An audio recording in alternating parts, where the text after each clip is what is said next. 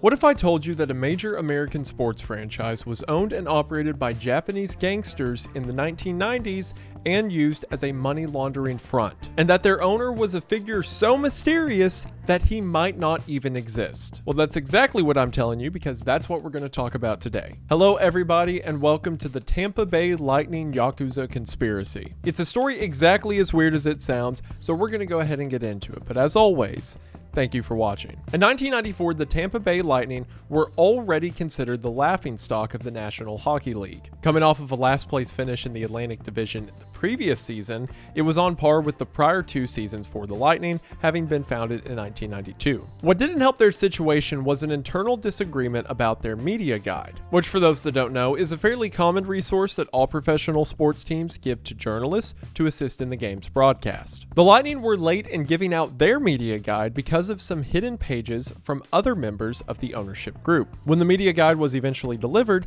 the hidden pages contained a name that no one in the NHL had ever heard of before: Takashi Okubo. What was Takashi Okubo's title, you may ask? The owner of the Tampa Bay Lightning. Now, put this in perspective with other public owners of sports teams who are very prominent. People like Jerry Jones, Steve Ballmer, or Mark Cuban. Compare that with Okubo, who no fan, media member, or NHL official had ever met. So who was this mysterious owner of the Tampa Bay Lightning? Well, as far as people in the league knew, Okubo never attended a Lightning game, given an interview to the media, nor had he ever been to Tampa. Also, if his name was indicative of his nationality, then that would make Okubo the first non-American or non-Canadian owner of a major league sports franchise in North America. So you think a guy that would have that level of prominence would have at least one photograph or one person that knows he exists, right? And there would be some evidence of his existence other than a piece of paper that barely made it to the press. Takashi Okubo. Keep that name in mind for later. But to make this whole story and wacky set of circumstances make sense, we need to talk a bit about the NHL. Right after we talk about the sponsor who allows me to do weird things like talk about non-existent owners of the NHL in the first place.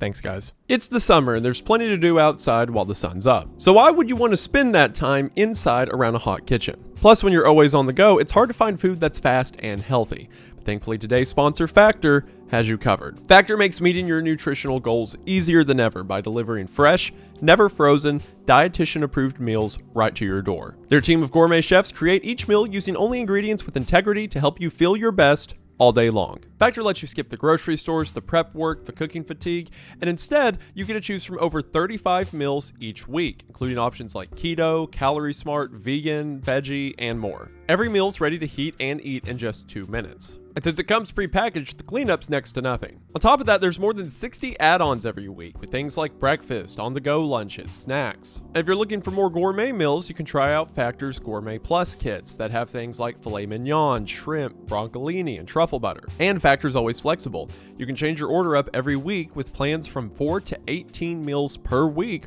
or pause or reschedule your deliveries at any time. Factor's meals aren't only designed to taste good, but also designed to make me and my wife get into fights over who gets what. I don't know what they're doing to their meals over there, but whatever it is, it's working. Things like steak and shrimp taste like they came straight from a restaurant. If you're looking for easy to prepare meals that are also good for you and at a great price, then there's never been a better time to get in on this offer. That's because if you head to factor75.com or click the link below and use code 50WENDIGANG, you will get 50% off plus free shipping on your first Factor box. That is right, half off your order and free shipping. Again, just use code 50WENDIGANG at factor75.com to get in on this incredible offer today. Thank you for watching the ad, and thank you to Factor for sponsoring the channel. Their link will be in the description, and we are back to the video. In 1989, before there was even a Tampa Bay Lightning in the first place, John Ziegler Jr., then president of the NHL, announced a plan to expand the league from 21 teams to 28, hoping to broaden the league's footprint into new markets. As the NHL's first American chief executive, Ziegler was responsible for making the league more international. Which, you know, if you're Canadian, like most hockey fans are, then America is technically international. I mean, it's like the same continent, but it's a different nation, right? Anyways, the idea was they wanted the NHL to be bigger and expand into other continents around the world, specifically Europe. So Ziegler increased the number of European players and opened the doors for Russians to play in North America. Naturally, Ziegler was an ambitious president who was eager to increase hockey's visibility to the world, especially in America. After all, the NHL is a big deal and all, but in the United States, when compared to the NFL, the NBA, or the MLB, it's far less popular. So entered the Esposito brothers. Phil Esposito, one of hockey's greatest players of all time, and his younger brother Tony, a fellow Hall of Famer and goaltender, formed the Tampa Bay Hockey Group, or the TBHG, in the hopes of being awarded one of the 7 new expansion franchises. As a former executive with the New York Rangers, Esposito had retired to Florida and believed that the area could support a hockey franchise. Along with the Espositos, the other partners in the TBHG included Tampa Bay lawyer Henry L. Paul, Cleveland Indians president and general manager Gabe Paul, Michael Osterhout, the president of Eden's Broadcasting Group, and Mark Perrone, an agent who represented several NHL players. So the 4 of them made this group in order to try to get an NHL franchise in Florida, and in May of 1990, Esposito announced that he would bid for a franchise in the Tampa Bay area. To secure a bid, however, because this is the way that sports franchises work, Esposito would be responsible for an expansion fee to the tune of $50 million. Although Esposito had a large group of investors behind him, his most prominent partnership was with the Pritzker family, who had risen to fame and notoriety for the enormous wealth generated from their ownership of the Hyatt hotel chain. So because of the Hyatt money, as you can imagine, Pritzker had a tremendous amount of wealth. And thus, coupled with the Esposito's reputation and history in the world of hockey, the dream of Florida having its first NHL franchise was practically a done deal. I mean, hypothetically, the only thing standing between you and the franchise is $50 million, and then you get all of the money Hyatt has ever made. So that'll probably cover it. Officials from the Tampa Sports Authority, an organization responsible for developing and maintaining professional sports venues in Tampa Bay, echoed the sentiment. According to Vice Chairman Norman Manser, quote, "The fact of the matter is, we had faith in Mr. Esposito and the Spectator Group. I only expect the one bid.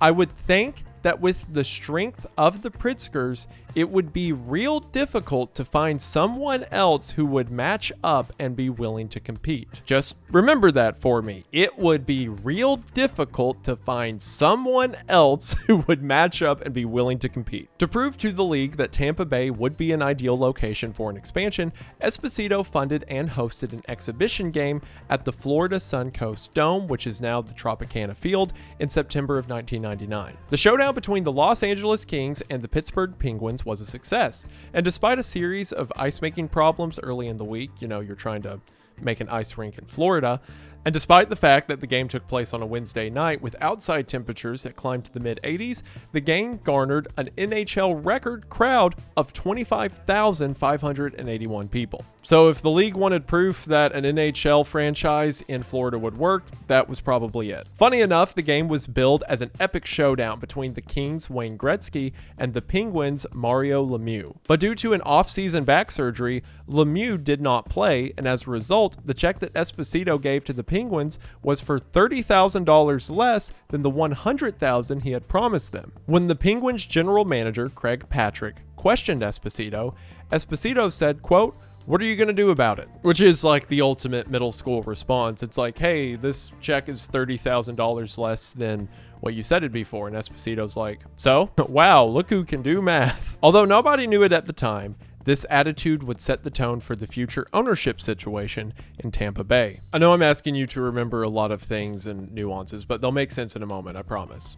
Or the closest thing to sense I can make of this. See, Esposito and the TBHG were the strongest bidders in the quest for a franchise in Tampa Bay, as established. But while they were the strongest bidders, they weren't the only ones. Jim Rutherford and Peter Carmenos, who had financial backing from an IT software company called CompuWare, had at one point become frontrunners to secure the bid. Rutherford and Carmenos had secured exclusive rights to lease the Florida Suncoast Dome, meaning the potential team already had a future home with them. This left Esposito and the TBHG, who had a stronger financial backing, without a venue, since the other guys had exclusive rights to the Florida Suncoast Dome. So the NHL went to the two prospective ownership groups and said, hey, you have the money, you have the location. Why don't you two just team up? And Esposito's response, if you didn't gather from the guy who told the dude who asked why there's $30,000 left, what are you going to do about it? That guy's response was, no. If you've ever heard the phrase cutting off your nose to spite your face, well, what happened next was an all-time perfect example of that. As Esposito used all of his resources to convince the NHL that the Florida Suncoast Dome was actually a horrible site for a franchise, and he didn't want it anyway. After having just put on a highly profitable exhibition game at the very same dome in an attempt to lease the arena, this was his tactic. He just spent all that money, had all the people show up to show the NHL how great of a place this would be.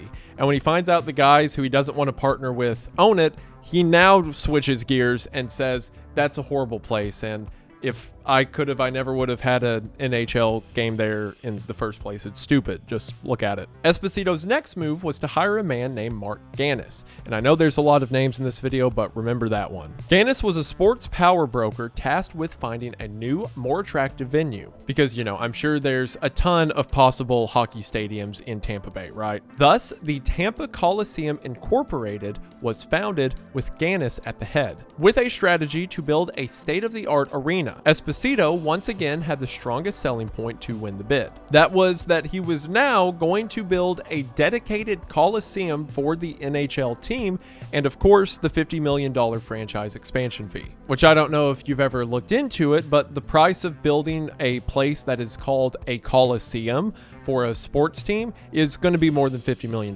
But Esposito says he has the money, and if that guy's dedicated enough to put a whole building to put his $50 million team in, then it's easy to understand why the NHL favored him. Not to mention the thing I said earlier, that he was a famous NHL player. All was going well, and Esposito was set to stake his right into getting his NHL team. Keyword being was, because in August of 1990, Esposito's dreams were dealt a crushing blow.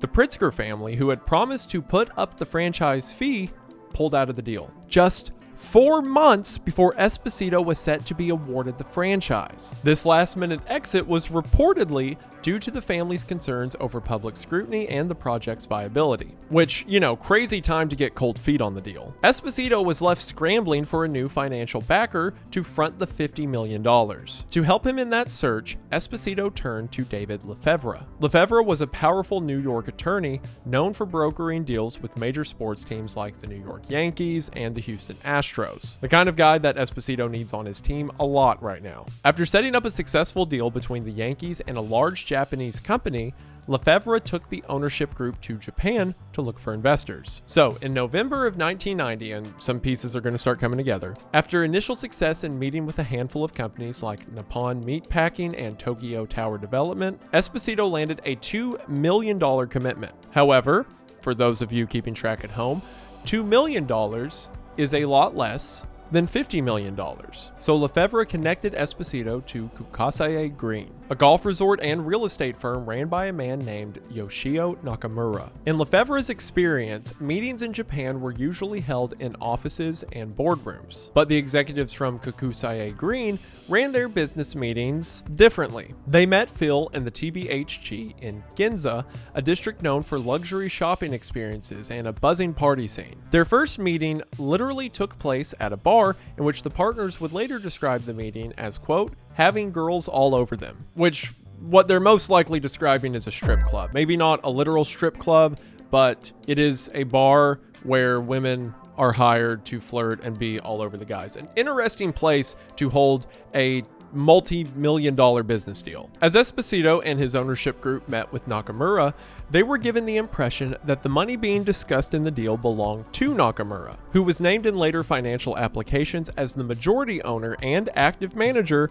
of Kokusai Green. At no point in their trip to Japan was the name Takashi Okubo mentioned. Which, if you don't remember who that is, and I couldn't blame you because it's been a lot, that is the name the press received in the guide from the Tampa Bay Lightning, a team that at our point in the story doesn't exist yet. That is the name that the press received that is supposedly the owner of this team. But again, according to everyone who went to Japan, that name was never brought up. So just to recap, Esposito wants one of these new NHL teams, so he gets a location and $50 million worth of backing, and in order to exhibit to the NHL that a team will work in Florida, he has a huge game at an arena, but then that arena gets used by someone he doesn't want to partner with, so he starts to build a new arena. But as he's doing that, the financial backers back out. So now he's hired a guy who has taken him to Japan in order to get backing for the team he wants to make, and at no point during that meeting in Japan, which was at a strip club,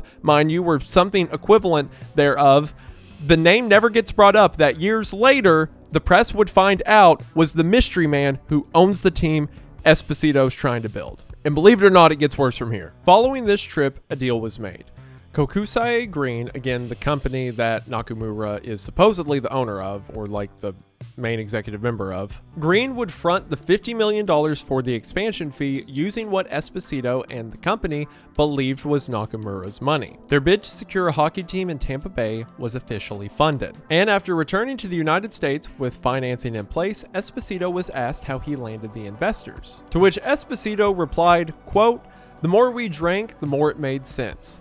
I said hockey. They thought I said sake," which that is kind of funny, I guess. But once again, to be expected of the guy that said, "What are you going to do about it?" This infusion of capital was exactly what the group needed, and Esposito was back on track to meet the NHL's expansion fee requirements. And on December 20th, 1991, the NHL awarded the new Florida expansion franchise to Esposito's group. The team was named the Tampa Bay Lightning, a name Esposito chose to reflect the region's reputation as the Lightning capital of North America. Also of note is that when the NHL granted the Lightning permanent franchise status, Yoshio Nakamura became the first Japanese majority owner of a major league sports franchise in the United States. At the time, foreign ownership of a professional sports team was pretty unheard of. For example, in Major League Baseball, foreign ownership of a team is forbidden. But the NHL, perhaps due to it being the least successful of the four major American sports, didn't have such a policy, and so the deal went through. Remember, Nakamura is the majority owner because he was the majority of the investment, but Esposito took on the roles of president and general manager, while his brother Tony Esposito became the chief scout. Because of Lefevre's involvement with Kokusai Green and his help brokering the deal, he was appointed the role of governor of the Tampa Bay Lightning, representing the team in all National Hockey League matters. The team's inaugural season commenced in 1992, marking the beginning of professional hockey in Tampa Bay. But some of you may be asking the question, who exactly were these mysterious new Japanese owners? I mean, who was this group that they went to over into Japan and managed to get them involved with hockey, something that was not at all popular in Japan, much less worth a $50 million investment? I mean, can you imagine how hard they had to sell it to those guys? It seemed that the NHL's answer was, who cares as long as they can pay? Well, according to Gil Stein, the league's general counsel under NHL president John Ziegler, the reason Kokusai Green had been given the green light was simple. Stein said, quote, "They promised to deliver the franchise fee the league was owed. Just say the magic words and win an expansion franchise." What were the magic words? "We'll pay the $50 million fee up front in cash." But no one involved with the Lightning's ownership group would end up paying that $50 million up front. In fact, they struggled to pay that amount at all. See, what you might expect is that a transaction this large with a major American sports league would require a lot of background checks on any prospective new owners. But this was before an incident with a man named John Spano, who in 1996 duped the NHL and essentially took control of the New York Islanders before pleading guilty to fraud. In other words, the NHL's radar simply wasn't up for shadiness and scandals involving ownership groups. At least not yet, but it was about to be. Amongst the current NHL owners, there had definitely been concerns about expansion. For one, expansion meant splitting league profits amongst a bigger pot.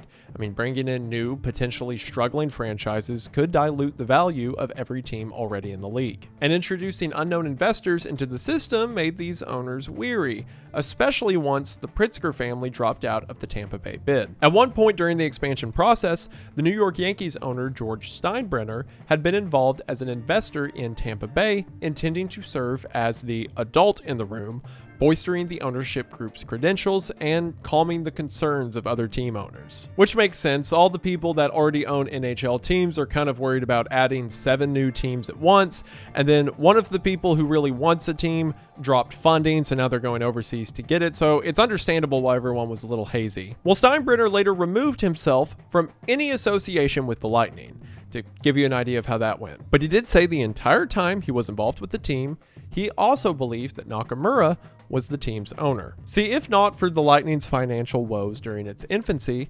Kokusai Green might have remained in the shadows, content to operate as a silent partner in the background with almost zero actual interest in hockey, despite their 60% stake with the team. Which again, not saying it's money laundering, but if it hypothetically were money laundering, that's typically what money laundering operations prefer to do. You know, not be in front of cameras. The remaining 40% was divided amongst various groups, including smaller Japanese corporations, George Steinbrenner, a longtime acquaintance of Phil Esposito, and an unnamed domestic company. Esposito and his group were the managing entities of the franchise. But as I mentioned a second ago, none of the $50 million franchise fee was paid upfront to the NHL. The agreement that the NHL reached with the ownership group of the Lightning had them sending the $50 million in payments, the first of which Esposito's group was going to be responsible for. However, in June of 1991, when a $22.5 million payment was missed, Kokusai Green took action. Lefevre, seeing his chance to buy his way into a share of the majority stake, secured the funds for the payment and helped Kokusai Green push the NHL to restructure the terms of the deal. This pushed Esposito and the TBHG out from their majority stake, which many inside the organization believed was his plan all along. Which, when you think about it, kind of makes sense. Esposito and the TBHG did not have the funding to put this franchise together. I mean, that's why Esposito came to Lefevre in the first place to see if he knew anyone that had $50 million. So then Lefevre takes him to partners he knows in Japan, and the partners agree to pay for it, or at least part of it. And then as soon as Esposito misses his payment, Lefevre and his partners step in with the money, getting a larger percentage of the team. As one former Lightning executive was quoted as saying, quote, "We have copies of the letters that Lefevre sent to John Ziegler, again president of the NHL, offering to step over us and go directly into a majority ownership of the franchise. The executive says he wrote those letters while he was representing us. But Lefevre says he doesn't remember those letters and that he worked only for Kokusai Green." So, according to Lightning executives, Lefevre had letters saying, well, we can just step into the majority ownership. We have the money anyway.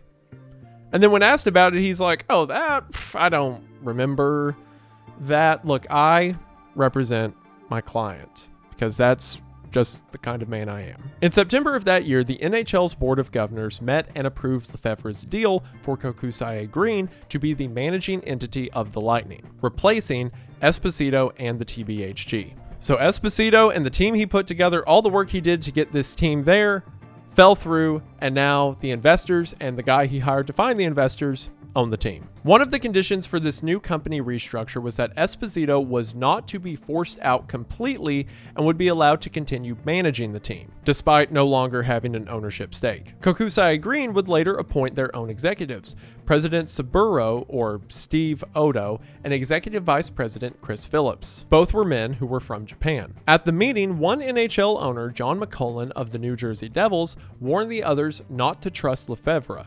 He said, quote, "There was no way that Lefevre should have been awarded a franchise. That is when I came to the conclusion we had to get a new league president." People thought Lefevre was so suspicious that other Lightning executives began to refer to him as the Count behind his back, as in Count Dracula, a moniker he earned through his ruthless dealings and these shady beginnings. Accusations followed him of double-crossing his bosses and sabotaging business plans that were no longer advantageous for him. Many felt that this was just the latest in a long stream of scummy actions from Lefevre. I mean, think about it. The guy hires you to find funding for the team, And cut to a couple years later, it's your team now, and he's managing it. He works for you. During this time, Mark Gannis was hired by Esposito to find a new, more attractive venue for the Lightning. Again, Esposito may not be an owner anymore, but he's still the manager. According to Gannis, they lost out on a $60 million financing pledge for this new venue when Lefevre and Kokusai Green failed to provide routine information to Gannis's lender, Fuji Bank. In response to them not giving him the information in time,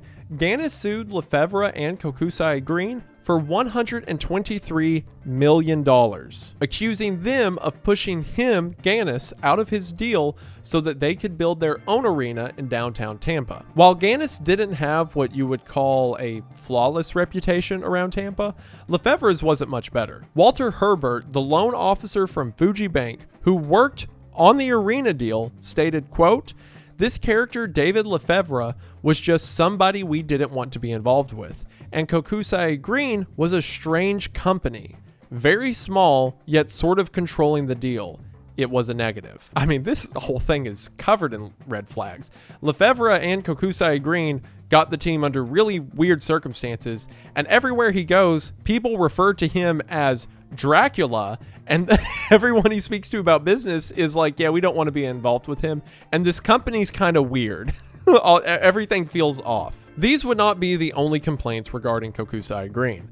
In 1995, 3 of the Lightning's 6 limited partners wrote angry letters to the NHL commissioner, Gary Bettman, who had taken control of the league after Ziegler was forced out of office in 1992. I'm sure some shady dealings and teams showing up like the Lightning didn't help his tenure. These letters were in a response to an emergency cash call from Kokusai Green to cover the franchise's operating expenses. A cash call is basically a request for funds. It's a way for the managing entity to ensure sufficient capital is available to help cover the cost of ongoing operations or specific projects. Basically, it's Kokusai Green saying, hey, all other owners, we need this money on standby. So the big mysterious partner, who again, nobody is happy with, sends out a letter to all the smaller owners and says, hey, if you don't come up with nearly $1 million in a month, you forfeit your investment. As a controlling partner, these mandates were within Kokusai's rights, but what the mandates revealed became an even bigger story than the actual money demand. Once the Lightning's limited partners got a look at the team's finances,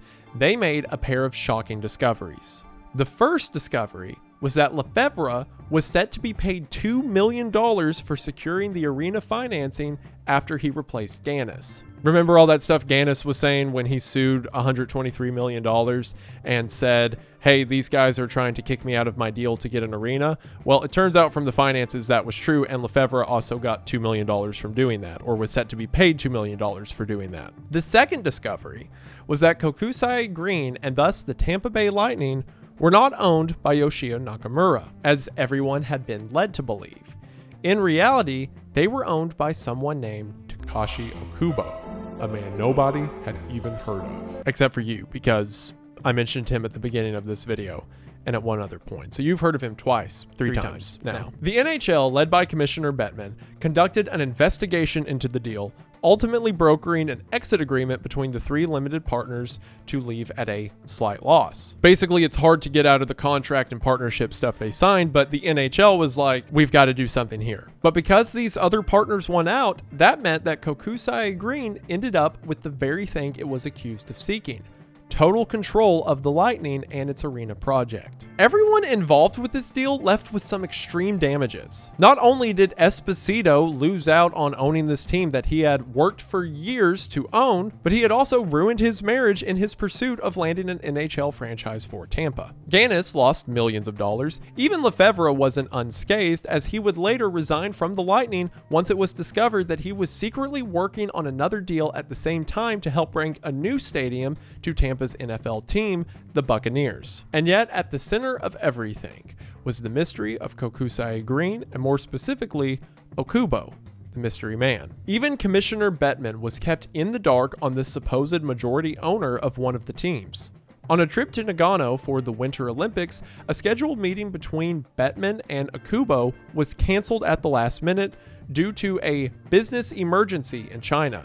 Okubo sent Bettman a tie clasp with an apology gift. There was a family known as the Malou family, who were the eventual owners of the NBA Sacramento Kings, who at one point considered buying the Lightning. Well, their consultant, Tony Guanchi, is quoted as saying, quote, "Not only did I never speak to Okubo in our 8 months of pursuing a deal with Tampa Bay, I began to wonder if he even exists." Even Esposito, as well as Tak Kojima, one of the team's former executives, have stories of Okubo canceling on them. And again, these guys were supposedly partners of the team along with Okubo. When two players from the Lightning, Mikola Andersson and Mikael Renberg, were in Nagano playing with the Swedish Olympic team, 2 packages were left outside their apartment in Olympic Village. It was a gift from Okubo, a Japanese table decoration, along with a note welcoming them to Japan. Anderson is quoted as saying, quote, "It was a real nice thing for him to do. I mean, I guess it was from him." The note had Okubo's name on it, but it was unsigned. As a matter of fact, Steve Odo, the team's CEO at the time, was the only person who claimed to have met and spoken with Okubo regularly. Odo explained why Okubo remained hidden from the public eye when he said, quote, "I think a lot of the wealthy people and companies use sports franchises as a vehicle to express their ego and also to be in the business to make money. I guess Mr. Okubo truly sees this as part of his investment portfolio. But he does love sports." Which, sure, dude, he loves sports. That's why he's never attended a single game or event from any sports team ever, as far as we can see. And also, as far as we know, has never stepped in public once ever. Sure. Things went from bad to worse between Kokusai Green and the Espositos. Again, the Espositos are still like managers at this time. The franchise started airing its dirty laundry in public, with numerous public spats between both sides making the newspapers. In the St. Petersburg Times, Odo went on the record saying that he didn't want a Band-Aid or Mickey Mouse trades, and made a passive-aggressive statement regarding Esposito's employment, saying that his job wasn't in jeopardy.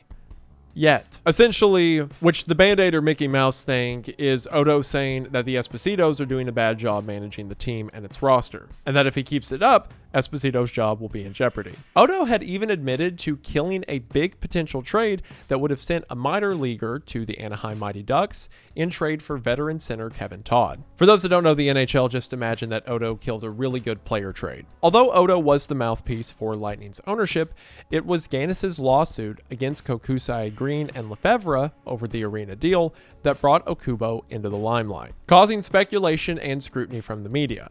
In that lawsuit, a Japanese financier for Tampa Bay described Okubo as a gangster, inferring a connection between Okubo and the Japanese mob organization known as the Yakuza. The Yakuza had been well known to launder money through sports enterprises such as golf courses. A deeper dive into the Japanese golf scene from the media showed that no one ever heard of Kokusai Green, which supposedly operated golf courses worth hundreds of millions of dollars throughout Japan. But despite supposedly owning and operating them, they don't want their name on any of it for some reason. Hint, hint, nudge, nudge, money laundering and whatnot. When Sports Illustrated found Kokusai's address in Ginza on company documents, they discovered that, quote, "It wasn't listed among the city's 10,000 largest businesses, nor is it one of Japan's 500 biggest recreational golf, leisure sport, or recreational companies," end quote. In other words, a huge company that makes hundreds of millions of dollars building golf courses isn't listed as a large business or even a large business within the world of sports and golf courses. In fact, 3 of the 4 golf courses claimed by the company weren't even where the company claimed they were. Which, you know, golf courses are pretty big. It's hard to misplace those things. Kokusai Green's claims sounded highly improbable, but because the company is privately held, much like the 20 or so other companies under Okubo, its financial statements aren't made public. Conveniently. And yes, you heard me right. This Okubo figure, who no one has ever seen, also has another 20 companies under him that he privately owns. Therefore, their finances don't have to be posted. Ultimately, Gaines' lawsuit faced numerous procedural delays stemming from difficulties serving the various Japanese defendants. I mean, as you can imagine, he tried to sue them for $123 million. It is hard in a United States court to sue somebody in Japan, and the matter was never resolved in a public trial. So Lefevre gets this mystery company in Japan that has some really shady financials, at least. Despite all the money it's making, no one really talks about them or knows about them for some reason. And now, after using that money to get a new NHL team in the United States, suddenly they force everybody up and everyone thinks they're very suspicious. Well, it turns out this planned or unplanned takeover had some consequences for them as well. Because at this point, Kokusai Green, with the help of Lefevre, had used power plays to force out most of the ownership group and self-sabotaged an arena deal, causing the Lightning to hemorrhage money. In November of 1994, the IRS and the state of Florida prepared to file liens on the franchise for $750,000 in past due taxes. On top of that, the team owed its partners millions. So while they may have succeeded at getting ownership of the team, they weren't exceeding at the whole making money part. One such debt was $4 million that the Lightning owed its concessionaire, who in turn owed their television partner, the Sunshine Network, $768,000. So the team owes money to the people that send out the games, and they owe money to the people that televise the games because they weren't paid the initial money for getting the footage out, so now they can't pay the people who actually broadcasted it. Even its advertising agency threatened to take down billboards promoting the team unless it was paid $347,000 in back bills. By 1998,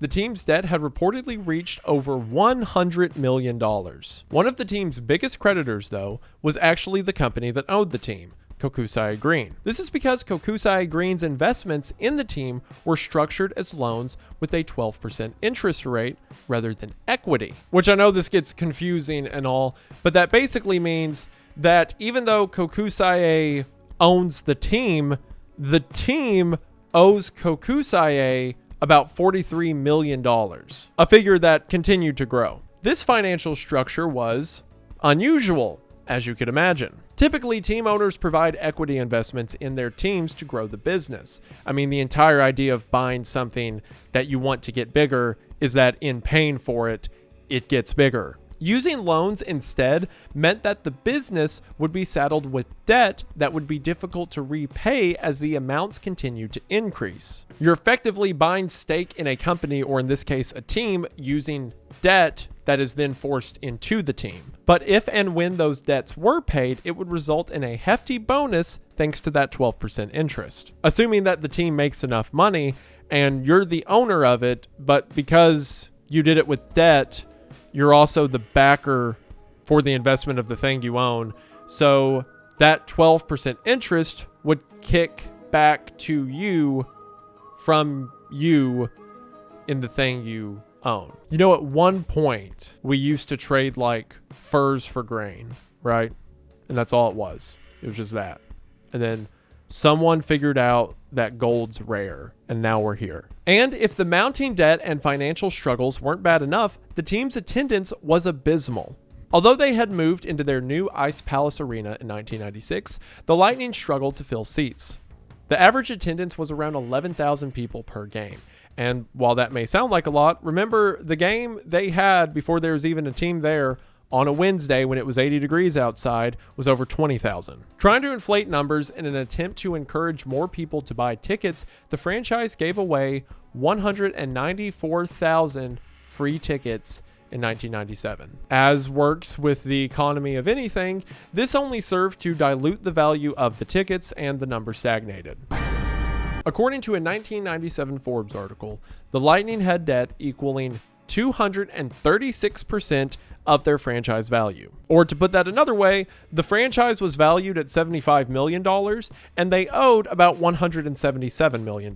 That was considered extreme, which, yeah, I would agree with that. And at the time, Forbes called them the most indebted team in all of North American professional sports. For context, Forbes considered a franchise in trouble if its debt rose to 50% of the team's value. So if you're considered in trouble if you owe half of what your team's worth, then owing 236% of what your team's worth certainly counts. That same year, Kokusai eventually put the team up for sale, saying they were, quote, tired of throwing good money after bad. They had invested more than $165 million into the team and the Ice Palace Arena. But when asked about the team's finances, NHL Commissioner Bettman said that Tampa Bay was current on its financial obligations, which doesn't make any sense. If they owe $177 million, then how are they paid up? This answer from the commissioner was different than the answer Odo gave to the media when asked the same question.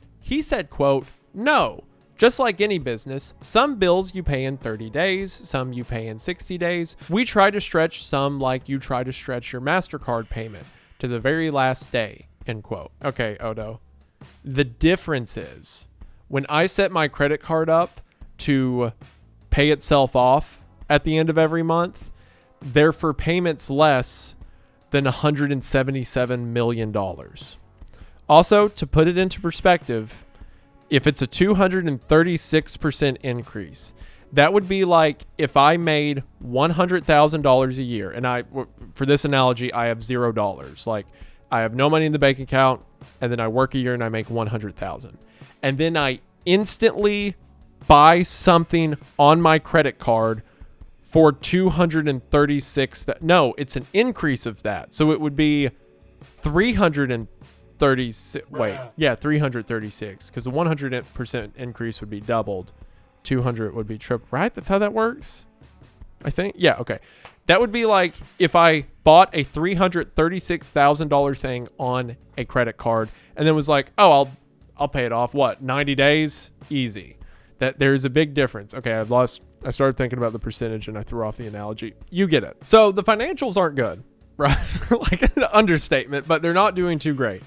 Nobody's going to the games, but was the team at least playing well? No. In their 1997 to 98 season, they had an abysmal record of 17 wins, 10 ties, and 55 losses. That is the worst record in the NHL that year. So the franchise is owned by a shadow figure in Japan that possibly doesn't exist, and the company that this shadow figure is the head of is possibly a money laundering operation for the Yakuza, and also no one is coming to the games. They're also over $170 million in debt, and also they're bad at hockey. At some point, you've got to burn it down and collect the insurance. In 1998, Kokusai Green had found a buyer, Art Williams, an insurance tycoon and motivational speaker from Palm Beach, Florida. He had to be some kind of speaker to have that kind of money, and he surprised everyone when he agreed to purchase the Lightning and the Ice Palace for approximately $117 million. Williams was widely considered, as you could imagine, to be way in over his head. He knew very little about hockey and was visible and outspoken, the polar opposite of a Kubo. Also, he existed, as in he was an actual human being that you could see and touch, and there was some evidence that he was real. Once again, the complete opposite of the last guy. After the sale, Kokusai Green and their mysterious owner faded away, but their impact on the franchise would last for seasons to come. To this day, we still know absolutely nothing about Takashi Okubo, supposedly one of the most prolific businessmen in Japan, and also supposedly the first non-American or Canadian owner of a major sports team in the United States. We still do not even know if that guy existed, much less a photo or some record other than people that supposedly met him, but also stand to gain something if he didn't exist, like Odo. Or I should say stand to gain something if his true identity or its true identity was kept secret. By it, I mean as like a part of the mob, not implying that he's like a demon or, I mean, maybe he is. Maybe he's like a lion or something. Despite the change of ownership, the Lightning did not improve. The team missed the playoffs for the third consecutive year, unable to overcome the damage from Kokusai Green. The franchise was the first in NHL history to post 4 straight 50-loss seasons. However, in the 2003-04 season, the Lightning won its first Stanley Cup championship, less than 5 years after the franchise's darkest period. In 2015, under new ownership, the Lightning made the Stanley Cup final but fell to the Chicago Blackhawks. 4 years later, in 2019, the team had a record-breaking regular season with 62 wins, and in 2020, they won their second Stanley Cup in franchise history over the Dallas Stars. They won again the following year and made it to yet another Stanley Cup Finals the year after that, coming up just short against the Colorado Avalanche. Let that be a lesson, kids. If you're ever really terrible at something and saddled with tremendous debt, never give up, because you too one day can win a really big cup. So how did all of this happen? How did an NHL team that was allegedly owned by a member of a Japanese crime syndicate that almost certainly used it for money laundering? Well, first of all, Okubo's inaccurate statements to financial institutions misled the NHL and Esposito about the true owner of the business when the franchising deal occurred. But in part, this was also the result of the fact that the NHL did not do their proper due diligence in the first place. As noted earlier, then NHL president Ziegler was more concerned with the $50 million franchise fee than who it came from, or even if who it came from was a legit company. At this point in time, the league frankly just didn't care where teams got their money from. They probably had the thought process of who is going to wrongfully come up with $50 million, followed by potentially that exact thing happening. Interestingly enough, for historical context, the NHL very recently stated that going forward, the franchise fee for expansion will be $2 billion per team. So the league has come a long way since then. In the late 1990s, the NHL's process, or lack thereof, for approving ownership changes and franchise sales was relatively opaque, lightly enforced, and heavily reliant on personal assurances rather than rigorous financial audits. By modern standards, the league's approach was practically non-existent. A Wild West, if you will. And the story of how the Tampa Bay Lightning came to be is one of the most notorious examples of that failure. As a result of all this, the NHL finally beefed up its ownership requirements. They now put prospective owners through rigorous financial vetting, including background checks and independent audits. As for the Yakuza of it all, well, this is just what they did, and probably still do. I mean, maybe not with like NHL teams, but elsewhere, probably. And while there may not be any hard and fast evidence of their connection, the Lightning's balance sheet from that era had numerous unattributed cash transactions with no explanations. So even if the Lightning as a whole lost money, there was still a lot of money that passed through there and potentially got washed. In 1993, Businessweek detailed how the Japanese mob allegedly use American country clubs to launder cash. They do this by investors lending dirty money to a private investment company. The investment company buys a golf club or resort in the United States. The property collects membership fees for new members, and then clean money finds its way back to the original investors. The investment company sells the golf club, occasionally at a loss, but so much money's been washed in the meantime, it was worth it. So just replace a golf course with the Tampa Bay Lightning and you see what might have happened. And you may think this sounds far-fetched, but there are several examples of the Yakuza doing this in the United States. The president of the company that bought the Turtle Bay Golf Resort on the north shore of Oahu was a member of the Yamaguchi-gumi, Japan's largest Yakuza organization. He was deported back to Japan after his background was exposed. Similarly, the developer of a brand new golf course in the Monavili Valley area of Oahu made their fortune in the pachinko parlors of Osaka. He was also sent home after he failed an application for a U.S. visa because he did not disclose his criminal history. Katsuhiro Kawaguchi, the man who bought Coconut Island in the Kaneohe Bay, was called out by Japanese media as a real estate speculator who used Yakuza to evict tenants from commercial and residential properties he had acquired. If you're a fan of mixed martial arts, then you know how Pride Fighting Championships, a direct competitor to the UFC, fell from grace in 2006 after a scandal revealed connections between the company and the Yakuza, resulting in Japanese broadcasters severing ties with the organization. As you could imagine, the legitimate side of Japanese business is not a fan of the illegitimate side. When the Lightning announced their new ownership in the original press release, Yoshio Nakamura was listed as the owner. And again, according to everyone who was there for the initial meetings, they all believed Nakamura was the owner. After 2 years, any trace of the former chairman of the Lightning disappeared. Nakamura, the seemingly legit guy they made the deals with, vanished into the shadows. And as we know, the same thing happened after Yakuza Green and Akubo sold the team to Art Williams. Similar before, the Japanese owners that held the company just vanished. So, were the Tampa Bay Lightning owned by the Yakuza? Probably. I think, at least, allegedly. In Gil Stein's, the person I mentioned earlier, book, Power Plays, an inside look at the big business of the NHL, Stein seems to agree. And while we may never find any hard evidence that the Yakuza did indeed own the Tampa Bay Lightning, or if Takashi Okubo even existed, or if the team was a front for something larger, I think it's safe to say that in this case, smoke follows fire, which is a strange analogy for a story revolving around ice hockey, but you get what I mean. This whole thing's weird. Today, the Lightning are considered to be somewhat of a modern-day dynasty, having found recent success. The franchise's tumultuous beginnings, meanwhile, are still a foothold in the team's legacy. Obviously, today's story doesn't take away from the team's success or their legitimacy as an NHL organization.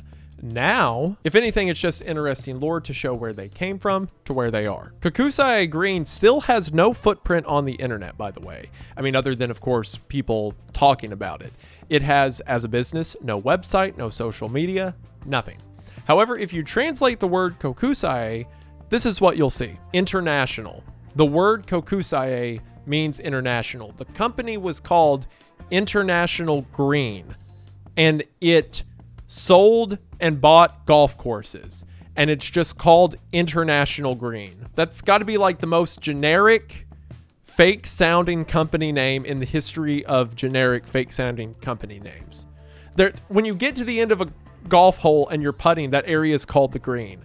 So for the company that they use that some shadowy guy owned, the company that bought up greens internationally was called International Green. But despite that, it worked. A generically named company landed an American sports franchise, then proceeded to financially ruin it in a matter of years. Like any good American rags to riches story, the Tampa Bay's road to a professional hockey franchise is paved by fraudsters and lies. But hey, land of opportunities and dreams and something or other. International Green, are you serious? But more importantly than how dumb of a name that is, I hope you enjoyed this video, and if you did, that's really cool, and we just want to say thank you for watching. This is again one of those things that's so weird, I had to find an excuse to talk about it. Super grateful for all the researchers and the people over on this team who managed to put this information together. Be sure to show them some love. All their names will be linked in the description as always. Yeah, this is just an absurd story. We don't think about like mobs, at least not in the United States, being big enough to run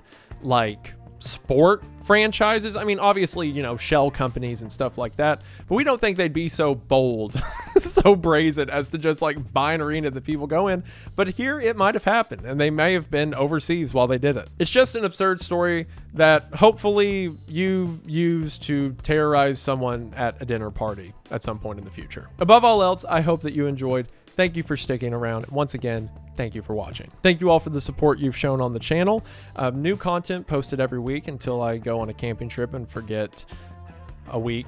But other than that, I try to do every week. Thank you so much to everyone mentioned in the description who made this video possible. It means the world. All in all, that should do it for now. New content is on the way. But before I go, we just want to say thank you for watching. We hope that you enjoyed, and we'll see you in the next one. Bye. Also, the next time someone gives you $50 million to start a sports franchise, be careful, or do what you want with it. I don't care.